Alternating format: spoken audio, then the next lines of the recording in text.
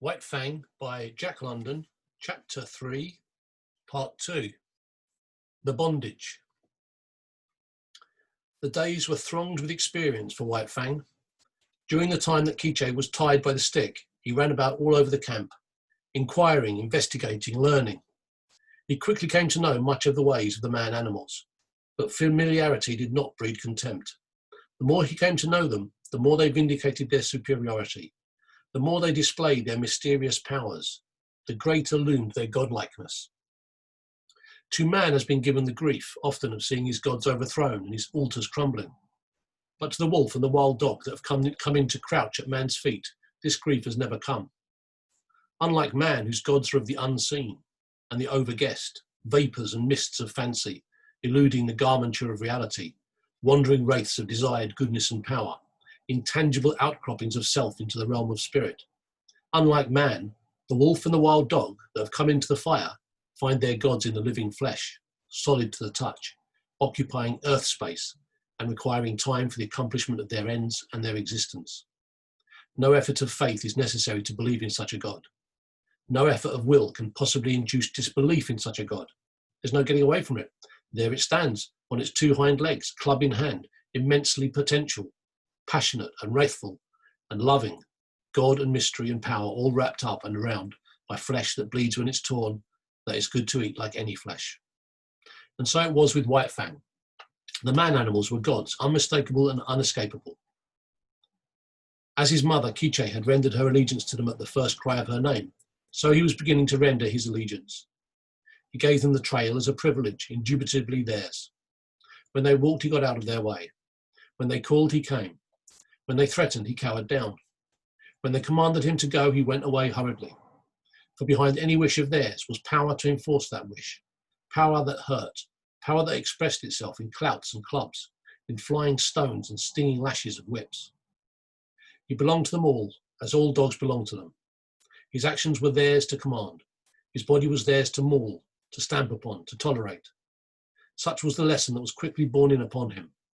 It came hard, going as it did counter to much that was strong and dominant in his own nature. And while he disliked it in the learning of it, unknown to himself, he was learning to like it. It was a placing of his destiny in another's hands, a shifting of the responsibilities of existence. This in itself was compensation, for it's always easier to lean upon another than to stand alone.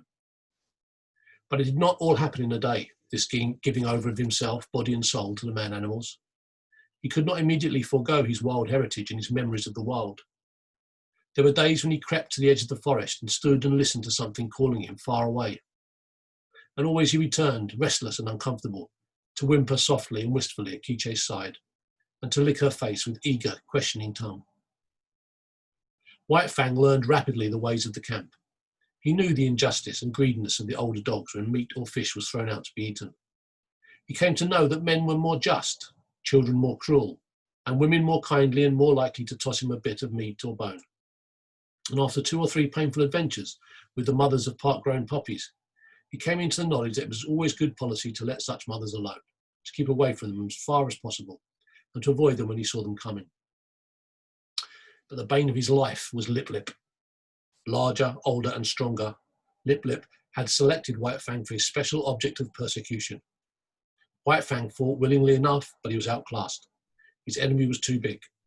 Lip Lip became a nightmare to him. Whenever he ventured away from his mother, the bully was sure to appear, trailing at his heels, snarling at him, picking upon him, and watchful of an opportunity, when no man-animal was near, to spring upon him and force a fight. As Lip Lip invariably won, he enjoyed it hugely. It became his chief delight in life, as it became White Fang's chief torment. But the effect upon White Fang was not to cow him. Though he suffered most of the damage and was always defeated, his spirit remained unsubdued. Yet a bad effect was produced. He became malignant and morose. His temper had been savage by birth, but it became more savage under this unending persecution. The genial, playful, puppyish side of him found little expression. He never played and gambled about with the other puppies of the camp. Lip Lip wouldn't permit it. The moment White Fang appeared near them, Lip Lip was upon him, bullying and hectoring, or fighting with him until he had driven him away. The effect of all this was to rob White Fang of much of his puppyhood, to make him, in his comportment, older than his age. Denied the outlet, Through play of his energies, he recoiled upon himself and developed his mental processes. He became cunning. He had idle time in which to devote himself to thoughts of trickery. Prevented from obtaining his share of meat and fish when a general feed was given to the camp dogs, he became a clever thief. He had to forage for himself, and he foraged well, though he was ofttimes a plague to the squaws in consequence. He learned to sneak about camp, to be crafty, to know what was going on everywhere, to see and to hear everything, and to reason accordingly, and successfully to devise ways and means of avoiding his implacable persecutor. It was in the early days of his persecution that he played his very first really big crafty game, and got therefrom his first taste of revenge. As Quiche, when with the wolves, had lured out to destruction dogs from the camps of men, so White Fang, in manner somewhat similar, lured Lip Lip into Quiche's avenging jaws. Retreating before Lip Lip, White Fang made an indirect flight that led in and out and round the various teepees of the camp. He was a good runner, swifter than any puppy of his size, and swifter than Lip Lip, but he did not run his best in this chase. He barely held his own, one leap ahead of his pursuer. Lip Lip, excited by the chase and by the persistent nearness of his victim, forgot caution and locality. When he remembered locality, it was too late. Dashing at top speed around a teepee, he ran full tilt into Quiche lying at the end of her stick. He gave one yelp of consternation, and then her punishing jaws closed upon him. She was tied, but he couldn't get away from her easily. She rolled him off his legs so that he could not run, while she repeatedly ripped and slashed him with her fangs. When at last he succeeded in rolling clear of her, he crawled to his feet, badly dishevelled, hurt both in body and in spirit. His hair was standing out all over him in tufts where her teeth had mauled. He stood where he had arisen, opened his mouth, and broke out the long, heartbroken puppy wail. But even this he was not allowed to complete. In the middle of it, White Fang, rushing in, sank his teeth into Lip Lip's hind leg. There was no fight left in Lip Lip, and he ran away shamelessly, his victim hot on his heels and worrying him all the way back to his own teepee. Here the squaws came to his aid, and White Fang, transformed into a raging demon, was finally driven off only by a fusillade of stones. Came the day when Grey Beaver, deciding that the liability of her running away was past, released Quiche. White Fang was delighted with his mother's freedom. He accompanied her joyfully about the camp, and so long as he remained close by her side, Lip Lip kept a respectful distance. White Fang even bristled up to him and walked stiff-legged, but Lip Lip ignored the challenge. He was no fool himself, and whatever vengeance he desired to wreak, he could wait until he caught White Fang alone. Later on that day, Quiche and White Fang strayed into the edge of the woods next to the camp. He had led his mother there, step by step, and now when she stopped, he tried to inveigle her father. The stream, the lair, and the quiet woods were calling to him, and he wanted her to come. He ran on a few steps, stopped and looked back. She hadn't moved. He whined pleadingly and scurried playfully in and out of the underbrush. He ran back to her, licked her face, ran on again, and still she did not move. He stopped and regarded her, all of an intentness and eagerness physically expressed that slowly faded out of him as she turned her head and gazed back at the camp. There was something calling to him out there in the open. His mother heard it too, but she heard also that other and louder call, the call of the fire and of man, the call which has been given alone of all animals to the wolf to answer, to the wolf and the wild dog, who were brothers. Quiche turned and slowly trotted back toward camp. Stronger than the physical restraint of the stick was the clutch of the camp upon her. Unseen and occultly, the gods still gripped with their power and would not let her go. White Fang sat down in the shadow of a birch and whimpered softly. There was a strong smell of pine, and subtle wood fragrances filled the air, reminding him of his old life of freedom before the days of his bondage. But he was still only a part-grown puppy, and stronger than the call either of man or of the wild was the call of his mother. All the hours of his short life he had depended upon her. The time was yet to come for independence, so he arose and trotted forlornly back to camp, pausing once and twice to sit down and whimper and to listen to the call that still sounded in the depths of the forest. In the wild, the time of a mother with her young is short. Under the dominion of man, it is sometimes even shorter. Thus it was with White Fang. Grey Beaver was in the debt of Three Eagles. Three Eagles was going away on a trip to the Mackenzie, to the Great Slave Lake. A strip of scarlet cloth, a bearskin, 20 cartridges, and Quiche went to pay the debt. White Fang saw his mother taking aboard Three Eagles' canoe and tried to follow her. A blow from Three Eagles knocked him backward to the land. The canoe shoved off. He sprang into the water and swam after it, deaf to the sharp cries of Grey Beaver to return. Even a man animal, a god, White Fang ignored. Such was the terror he was of losing his mother. But gods are accustomed to being obeyed, and Grey Beaver wrathfully launched a canoe in pursuit. When he overtook White Fang, he reached down and by the nape of the neck lifted him clear of the water. He did not deposit him at once in the bottom of the canoe, holding him suspended with one hand.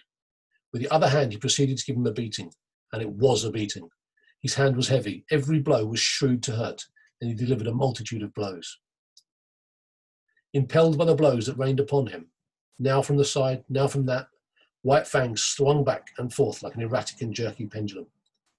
Varying were the emotions that surged through him. At first he had known surprise, then came a momentary fear, when he yelped several times to the impact of the hand. But this was quickly followed by anger. His free nature asserted itself and he showed his teeth and snarled, fearlessly in the faith of the wrathful god. This but served to make the god more wrathful. The blows came faster, heavier, and more shrewd to hurt. Grey Beaver continued to beat. White Fang continued to snarl, but this could not last forever. One or the other must give over, and that one was White Fang. Fear surged through him again. For the first time, he was being really manhandled. The occasional blows of sticks and stones he had previously experienced were as caresses compared with this. He broke down and began to cry and yelp. For a time, each blow brought a yelp from him, but fear passed into terror until finally his yelps were voiced in unbroken succession, unconnected with the rhythm of the punishment. At last, Grey Beaver withheld his hand. White Fang, hanging limply, continued to cry. This seemed to satisfy his master, who flung him down roughly in the bottom of the canoe. In the meantime, the canoe had drifted down the stream. Grey Beaver picked up the paddle. White Fang was in his way. He spurned him savagely with his foot. In that moment, White Fang's free nature flashed forth again and he sank his teeth into the moccasined foot. The beating that had gone before was as nothing compared with the beating he now received. Grey Beaver's wrath was terrible. Likewise was White Fang's fright. Not only the hand, but the hard wooden paddle was used upon him, and he was bruised and sore in all his small body when he was again flung down in the canoe. Again, and this time with purpose, did Grey Beaver kick him. White Fang didn't repeat his attack on the foot. He learned another lesson of his bondage. Never, no matter what the circumstance, must he dare to bite the god who was lord and master over him. The body of the lord and master was sacred, not to be defiled by the teeth of such as he. That was evidently the crime of crimes, the one offence there was no condoning or overlooking. When the canoe touched the shore, White Fang lay whimpering and motionless, waiting the will of Grey Beaver. It was Grey Beaver's will that he should go ashore. For ashore he was flung, striking heavily on his side and hurting his bruises afresh. He crawled tremblingly to his feet and stood whimpering. Lip Lip, who had watched the whole proceeding from the bank, now rushed upon him, knocking him over and sinking his teeth into him. White Fang was too helpless to defend himself, and it would have gone hard with him had not Grey Beaver's foot shot out, lifting Lip Lip into the air with its violence, so that he smashed down to earth 12 feet away. This was the man-animal's justice, and even then, in his own pitiable plight, White Fang experienced a little grateful thrill. At Grey Beaver's heels, he limped obediently through the village to the teepee. And so it came that White Fang learned that the right to punish was something the gods reserved for themselves and denied to the lesser creatures under them. That night, when all was still, White Fang remembered his mother and sorrowed for her. He sorrowed too, loudly, and woke up Grey Beaver, who beat him. After that, he mourned gently when the gods were around. And sometimes, straying off to the edge of the woods by himself, he gave vent to his grief and cried it out with loud whimperings and wailings. It was during this period that he might have hearkened to the memories of the lair and the stream and run back to the wild, but the memory of his mother held back. As the hunting man-animals went out and came back, so she would come back to the village sometime, so he remained in his bondage waiting for her. But it was not altogether an unhappy bondage. There was much to interest him. Something was always happening. There was no end to the strange things these gods did. He was always curious to see. Besides, he was learning how to get along with Grey Beaver. Obedience, rigid, undeviating obedience was what was exacted of him, and in return, he escaped beatings, and his existence was tolerated. Nay, Grey Beaver himself sometimes tossed him a piece of meat, and defended him against the other dogs in the eating of it. And such a piece of meat was of value. It was worth more, in some strange way, than 12 pieces of meat from the hands of a squaw. Grey Beaver never petted nor caressed. Perhaps it was the weight of his hand, perhaps his justice, perhaps the sheer power of him. And perhaps it was all these things that influenced White Fang, for a certain tie of attachment was forming between him and his surly lord. Insidiously and by remote ways, as well as by the power of stick and stone and clout of hand, were the shackles of White Fang's bondage being riveted upon him. The qualities in his kind that come in the beginning made it possible for them to come into the fires of men were qualities capable of development. They were developing in him, and the camp life, replete with misery as it was secretly endearing itself to him all the time. But White Fang was unaware of it. He knew only grief for the loss of Quiche, hope for her return, and a hungry yearning for the free life that had been his.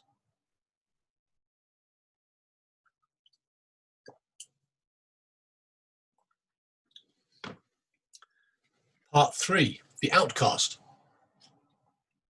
Lip Lip continued so to darken his days that White Fang became wickeder and more ferocious than it was his natural right to be. Savageness was a part of his makeup, but the savageness thus developed exceeded his makeup. He acquired the reputation for wickedness amongst the man-animals themselves. Whenever there was trouble and uproar in camp, fighting and squabbling, or the outcry of a squaw over a bit of stolen meat, they were sure to find White Fang mixed up in it, and usually at the bottom of it. They did not bother to look after the causes of his conduct. They saw only the effects. And the effects were bad. He was a sneak and a thief, a mischief maker, a fomenter of trouble. And irate squaws told him to his face, the while he eyed them alert and ready to dodge any quick-flung missile, that he was a wolf and worthless and bound to come to an evil end.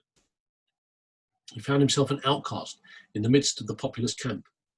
All the young dogs followed Lip Lip's lead. There was a difference between White Fang and them. Perhaps they sensed his wildwood breed and instinctively felt for him the enmity that the domestic dog feels for the wolf. But be that as it may, they joined with Lip Lip in the persecution, and once declared against him, they found good reason to continue declared against him. One and all, from time to time, they felt his teeth. And to his credit, he gave more than he received. Many of them he could whip in a single fight, but a single fight was denied him. The beginning of such a fight was a signal for all the young dogs in camp to come running and pitch upon him. Out of this pack persecution, he learned two important things: how to take care of himself in a mass fight against him, and how on a single dog to inflict the greatest amount of damage in the briefest space of time. To keep one's feet in the midst of the hostile mass meant life, and this he learnt well. He became cat-like in his ability to stay on his feet. Even grown dogs might hurtle him backwards or sideways with the impact of their heavy bodies, and backward or sideways he would go, in the air or sliding on the ground, but always with his legs under him and his feet downward to the Mother Earth. When dogs fight, there are usually preliminaries to the actual combat, snarling and bristlings and stiff-legged struttings. But White Fang learned to omit these preliminaries. Delay meant the coming against him of all the young dogs. He must do his work quickly and get away. So he learned to give no warning of his intention. He rushed in and snapped and lashed on the instant, without notice, before his foe could prepare to meet him. Thus he learned how to inflict quick and severe damage. Also he learned the value of surprise. The dog taken off its guard, its shoulder slashed open or its ear ripped in ribbons before it knew what was happening. It was a dog half-whipped. Furthermore, it was remarkably easy to overthrow a dog taken by surprise, while a dog thus overthrown invariably exposed for a moment the soft underside of its neck, the vulnerable point at which to strike for its life. White Fang knew this point. It was a knowledge bequeathed to him directly from the hunting generation of wolves. So it was that White Fang's method when he took the offensive was, first, to find a young dog alone, second, to surprise it and knock it off its feet, and third, to drive in with his teeth at the soft throat.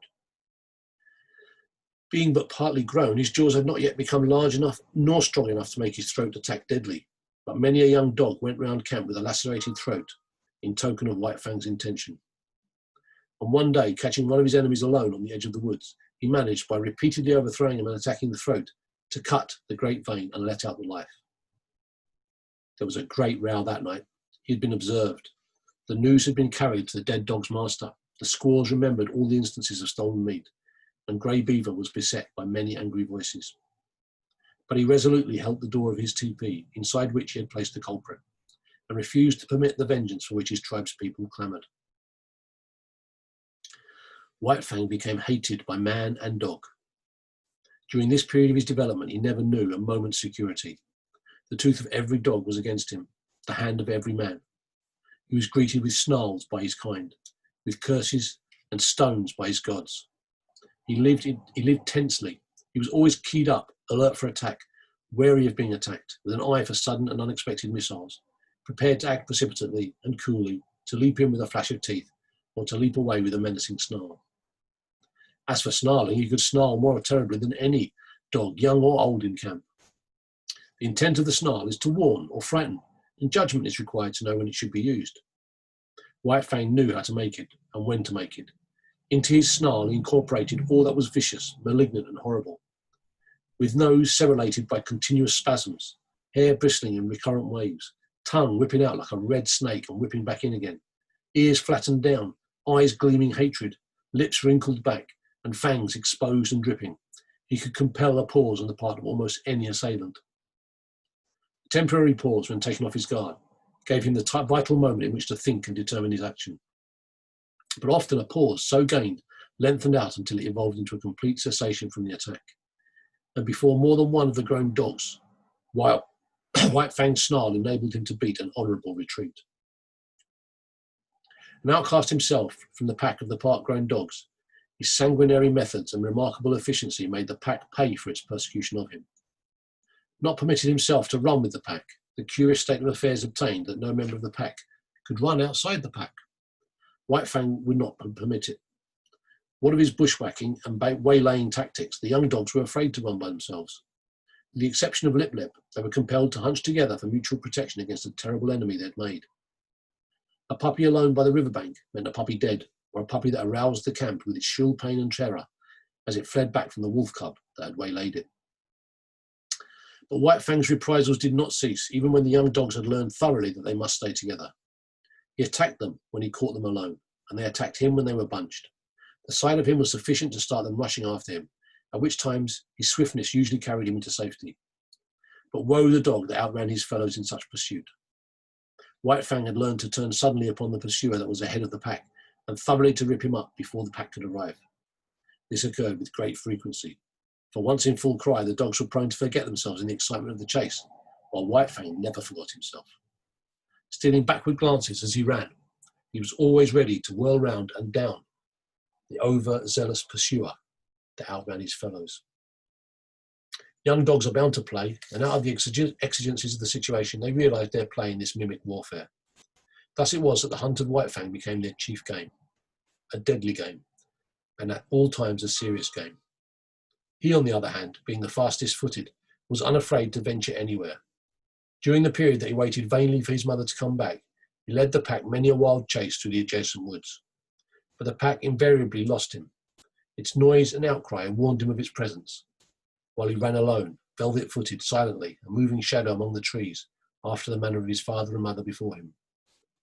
Further, he was more directly connected with the wild than they, and he knew more of its secrets and stratagems. A favourite trick of his was to lose his trail in running water, and then lie quietly in a nearby thicket while their baffled cries rose around him. Hated by his kind and by manhood, indomitable, perpetually warred upon him, and himself waging perpetual war, his development was rapid and one-sided. This was no soil for kindliness and affection to blossom in. For such things he had not the faintest glimmering. The code he learned was to obey the strong and to oppress the weak. Grey Beaver was a god and strong, therefore White Fang obeyed him. But the dog younger or smaller than himself was weak, a thing to be destroyed. His development was in the direction of power. In order to face the constant danger of hurt and even of destruction, his predatory and protective faculties were unduly developed. He became quicker of movement than the other dogs, swifter of foot, craftier, deadlier, more lithe, more lean with iron-like muscle and sinew, more enduring, more cruel, more ferocious and more intelligent. He had to become all these things, else he would not have held his own, nor survived the hostile environment in which he found himself.